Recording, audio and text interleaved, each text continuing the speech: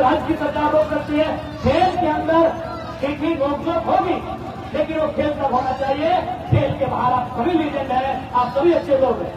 इसलिए जो हुआ वो उस समय के लिए रहने दीजिए, आप उसे खेल के बाहर मत लेकर आइए।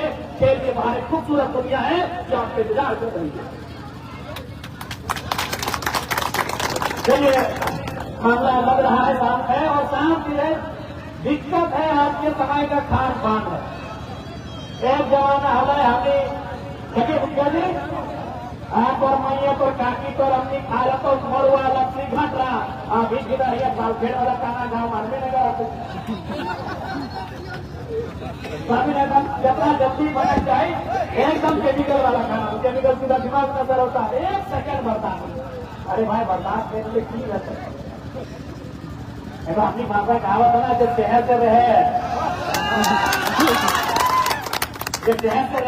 और खीर पानी पत्थर काटे, धीरे धीरे वहां पत्थर काटे, जितना जोर गिर तो पानी खत्म। तो भाई जिंदगी में अच्छा बहुत दूर तक जाना हो, कुछ बनना हो तो खीर भेजे, धीरे पानी पत्थर काटे। तो आज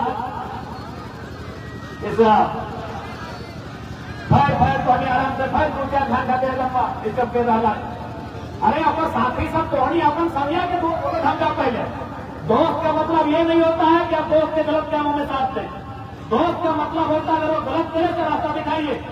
देखिए इन लोग क्यों मनोबल बढ़ रहा है, आप लोग 4 लोग उसके साथ खड़े हैं, 4 लोग जो आप उनके साथ नहीं है आप उनको बताइए, ये आप हाल खराब कर रहे हैं। एक बात हमेशा याद रखिए, कोई भी आदमी अगर गुनाह करता है, कोई भी आदमी अगर गलत रास्ता अपनाता है, उसमें अगर दोस्त लोग अगर साथ नहीं देगा तो कभी गलती नहीं करेगा। बात अगर उनके अच्छे दोस्त में चलाता दिखाइए, भले आपके दोस्त हैं, आपके नौमतिया यार है, आपके साथ कंचा अकेले होंगे, आपके साथ पूरी डंडा अकेले होंगे, लेकिन आप कहिए कि हम यहाँ गलत है। दोस्त का मतलब ये नहीं होता है कि दोस्त अगर गलत करे उस काम में साथ दे। दोस्त है आपको समझाइए कि मेरे दोस्त आप यहाँ गलत है, शांत हो जाइए। तो जो भी साथी है आपके दोस्त है, 4-5 लोग आप लोग आगे पीछे हैं, और एक आदमी तो झगड़ा करता है, माहौल एक आदमी खराब करता है, ये हजारों माहौल खराब है। तो इसलिए माहौल खराब एक 2 आदमी करते हैं, आप लोग 10-20 की संख्या में उनका साथ मत दीजिए, उनको समझाइए। तो आज इस क्रिकेट प्रतियोगिता के फाइनल दिवस उपस्थित हमारे मंच में मंचा सिंह, इकलाक भाई, राजा जी, हरिंदर दा, मुखिया दा, तमाम हमनी के बोड़ भाई, हमनी के दादा, हमनी के काका जेठा के मंच में मंचा सिंह, हमने सभी के जोहार नमस्कार आदाब। इस आयोजन कमेटी के विशेष कर धन्यवाद। बड़ी सुंदर कार्यक्रम, बिल्कुल बस खाली गांव देहात के ग्राउंड में इस प्रकार के कार्यक्रम होना, गांव देहात के कार्यक्रम में इस प्रकार के खेलकूद होना कहीं न कहीं काबिल तारीफ की बात है। सोनी आयोजन समिति के बहुत बहुत धन्यवाद, बहुत अच्छे तरीके से कार्यक्रम के संचालन करना। हम धन्यवाद देंगे स्थानीय थाना प्रभारी और तमाम पुलिस के जवानों का, जिन्होंने आज इस ग्राउंड में आकर यहाँ के कमेटी के नौजवानों को हिम्मत दिया कि स्थानीय पुलिस की टीम, स्थानीय थाना प्रशासन भी आपके साथ है, मैं उनको भी धन्यवाद दूंगा। मीडिया के साथियों, मैं उनका भी आभार, उनका भी अभिनंदन करूंगा कि मीडिया के साथी जिनका हमेशा किसी भी सामाजिक कार्यक्रम में सहयोग रहता है।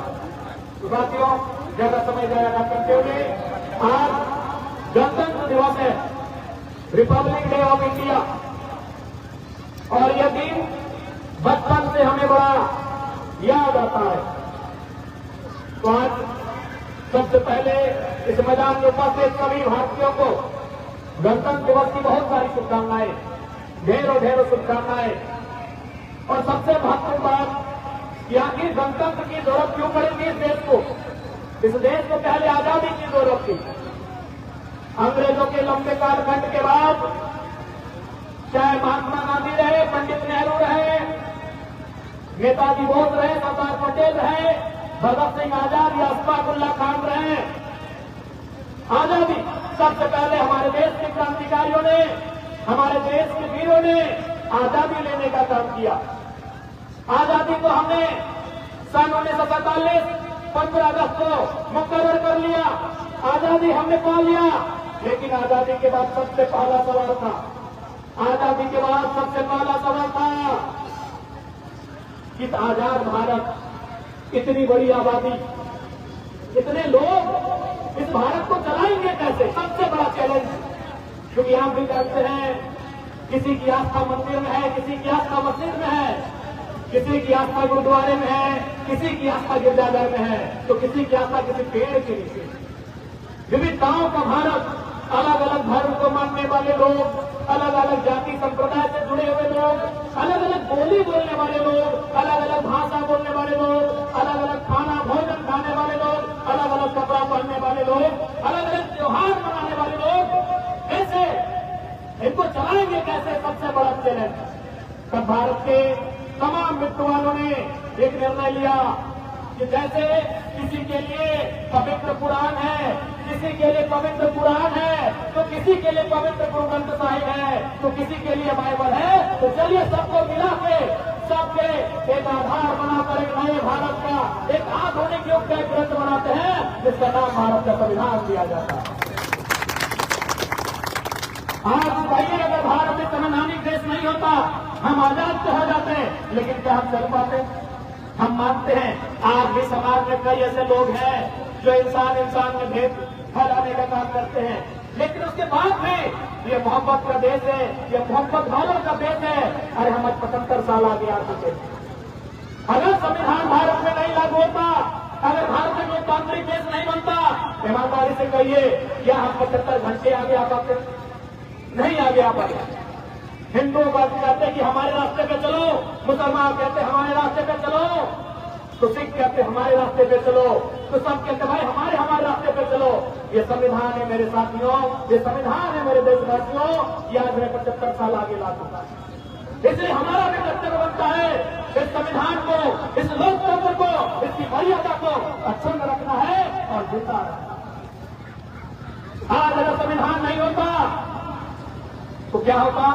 बादशाह के घर में बादशाह होता, राजा के घर में राजा होता, और यही था, यही दुनिया का इतिहास था, यही दुनिया का इतिहास था, यही भारत का इतिहास था कि राजा का बेटा ही राजा होगा, बादशाह का बेटा ही बादशाह होगा। लेकिन ये संविधान बना, और आज संविधान का चमत्कार देखिए, संविधान का सम्मान देखिए। ये अखबार बेचने वाले शख्स को, डॉक्टर एपीजे अब्दुल कलाम को, इस देश का सर्वोच्च रहनुमा बनने का मौका मिला। अगर संविधान नहीं होता, ईमानदारी से कहिए, एक अखबार बेचने वाले का बेटा भारत देश का पहला नागरिक बनता। आज वर्तमान की बात करिए, आज एक आदिवासी बेटी द्रौपदी मुर्मू, एक आदिवासी बेटी आज भारत देश के सर्वोच्च सिंहासन पर बैठी है, वो लोकतंत्र के कारण। इसलिए इसकी मर्यादा, इसका मान रखना हम सभी भारतवासियों को कर्तव्य है। आज जो परिवेश आप देख रहे हैं, जो माहौल आप देख रहे हैं, यहाँ बहुत आवश्यक हो जाता है समझदार लोगों का सामने आना। ऐसे में हमारा सूझबूझ के साथ आगे बढ़ना बहुत आवश्यक है। एक बात याद रखिए, भारत की खूबसूरती यहाँ की भाईचारा में है, भारत की खूबसूरती यहाँ के सौहार्द में है, और उसे जिंदा रखना, उसे सुरक्षित रखना हम सबों का कर्तव्य होना चाहिए। इसलिए आज गणतंत्र दिवस के शुभ अवसर पर तमाम लोगों से मेरी यही अपील होगी, तमाम लोगों से मेरी यही राय होगी, और मेरा विशेष अनुरोध होगा कि इस गणतंत्र की मर्यादा को बनाकर, और वही गणतंत्र है कि बिल्कुल आपको आजादी के साथ, आपको स्वतंत्रता के साथ, आपको अपने मौलिक अधिकारों के साथ, आपको धार्मिक स्वतंत्रता भी देता है। आप अपने धार्मिक अधिकारों का भी अनुपालन करें, आप अपने धर्म को श्रेष्ठ दिशा में ले जाए, अपने धर्म का अनुपालन करें, बिल्कुल। लेकिन आज जो माहौल बन रहा है, उस माहौल को सीमित रखने के लिए पढ़े लिखे युवाओं का हर वर्ग, हर तबके से आना बहुत आवश्यक है। नहीं तो आप देख सकते हैं देश की विचारधारा क्या है, आज देश की परिस्थिति क्या है, आज भारत देश की शिक्षा का स्तर क्या है, रोजगार का स्तर क्या है, कोई उस पर बात नहीं करता है। हर कोई केवल धर्म पर बात सुनना पसंद करता है। इसलिए मैं आपसे आग्रह करूंगा, लोकतंत्र की मर्यादा के साथ साथ एक देश अपना देश होने का हमें परिचय देना है और इस देश के प्रति अपना योगदान देना है, ये हमें सुनिश्चित करना है। ज्यादा समय नहीं लेंगे। अगला भाई कई दिनों से कह रहे थे कि गोविंदपुर में जो अवधि निर्माण का कार्य हो रहा है उसमें स्थानीय नौजवानों को नहीं रखने का अध्यक्ष किया जा रहा है। मैं चाहना, मैंने पहले भी कहा था, आप एक प्रदर्शन की तैयारी करें, एक आंदोलन की तैयारी करें, जेल के उसको लीड करेगा, क्योंकि हम लोग हमेशा लोगों के अधिकार के साथ लोगों की आवाज बनकर उनके साथ खड़े हैं। इसको आप तय कर लीजिए, क्योंकि खेल का मैदान है, थोड़ा सा खेल का बात करते हैं। और विशेषकर मेरे वो भाई सुनिएगा जो फिलहाल मैदान के अंदर कुश्ती कर रहे थे, जो मेरे भाई लोग मैच के रिजल्ट के बाद मैदान में एक दूसरे के दुश्मन बनकर बैठे थे, ये संदेश मेरा उनका होगा। और देखो, विशेषकर आप इसको जरूर बढ़िया से रिकॉर्ड करिएगा, क्योंकि आए दिन ये सारी समस्याएं सामने हमारी आती है। मैं आपको एक किस्सा सुनाता हूं, मैं आपको एक कहानी सुनाता हूं जो फिल्मों की नहीं, उपन्यासों की नहीं, एक वास्तविक घटना है। आपने नाम सुना होगा नेल्सन मंडेला का। जो स्थान भारत की राजनीति में महात्मा गांधी का है, वही स्थान साउथ अफ्रीका की राजनीति में नेल्सन मंडेला का। नेल्सन मंडेला, आपने 10वीं क्लास में की कहानी पढ़ी होगी कि लॉन्ग वॉक टू फ्रीडम, आपने उनके बारे में पढ़ा होगा। लेकिन मैं आज उस किताब के बारे में नहीं, एक वाक्य सुना रहा हूं। पहली बात तो मंडेला कौन है आपको भी मालूम है, वो साउथ अफ्रीका के पहले काले रंग के राष्ट्रपति। 300 साल गोरे लोग वहां राष्ट्रपति बने, अब नियम बन जाता, लेकिन अब मंडेला ने उस मिथ्यात्व को तोड़ा और 300 सालों के बाद मंडेला उस कंट्री के राष्ट्रपति बने। अब एक बात है, जो बात मैं विशेष उन भाइयों को सुनाना चाहता था जो बड़ी कुश्ती कर रहे थे। एक दिन की बात थी, मंडेला एक होटल में खाना खाने के लिए बैठे थे। होटल कहिए, ढाबा कहिए, रेस्टोरेंट, जो आपको मन लगे, अपना ढाबा भी बोल सकते हैं, खालसा भी बोल सकते हैं, और भी होटल का नाम आप लोग जानते हैं, जो भी अपने दिमाग में सेट कर लीजिए। कोई होटल में मंडेला खाने बैठे, मंडेला जब बैठे थे तो जाहिर सी बात है, राष्ट्रपति है, राष्ट्रपति के सामने सैकड़ों लोग रहते हैं, यानी जो हाँ वो खाने बैठे थे उस आसपास में बहुत लोगों की भीड़ थी। लेकिन बगल लगभग वहां से 10-15 फीट की दूरी में और एक व्यक्ति खाना खा रहा था, वो अकेला था। मंडेला ने अपने सहयोगी, उनके सहयोगी होते हैं जो उनके अंगरक्षक होते हैं, उन्होंने कहा कि सबको मेरे टेबल पर ले आओ, वो हमारे सामने खड़ा।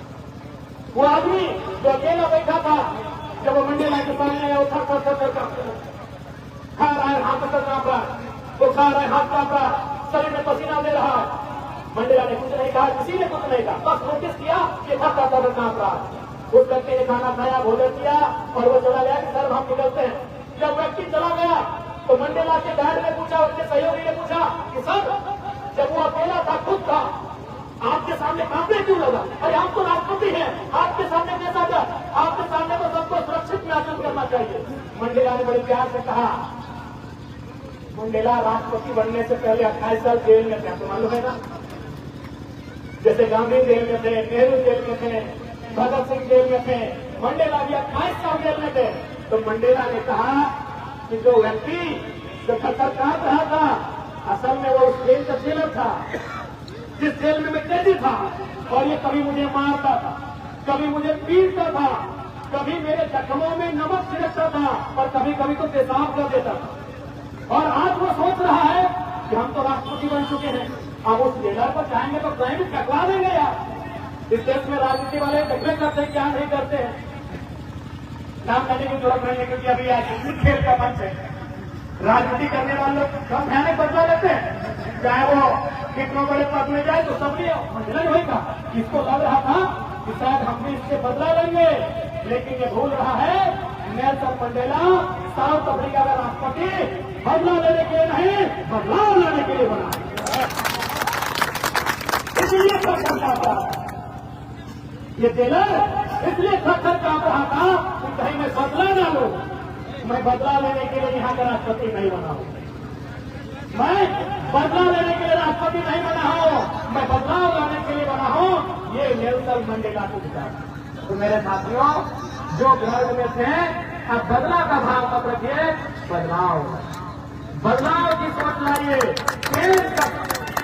बदलाव करिए, अपने गांव को बदलिए, अपने आसपास के लोगों को बदलिए। आज हमारे गांव में पढ़ने लिखने बच्चे, जो पढ़ने लिखने वाले बच्चे हैं, उनकी संख्या कम हो रही है। जो रोजगार करने वाले हैं, उनकी संख्या कम है। तो उनको बदलाव अगर लाना है, अपने गांव में लाइए, अपने टीम में लाइए, अपने दोस्तों के बीच लाइए, अपने जिले में लाइए, बदलाव लेकर आइए। ये मैं आपको संदेश दूंगा। और आपको नेल्सन मंडेला की कहानी से, उस घटना से सीखना चाहिए कि बदला नहीं, बदलाव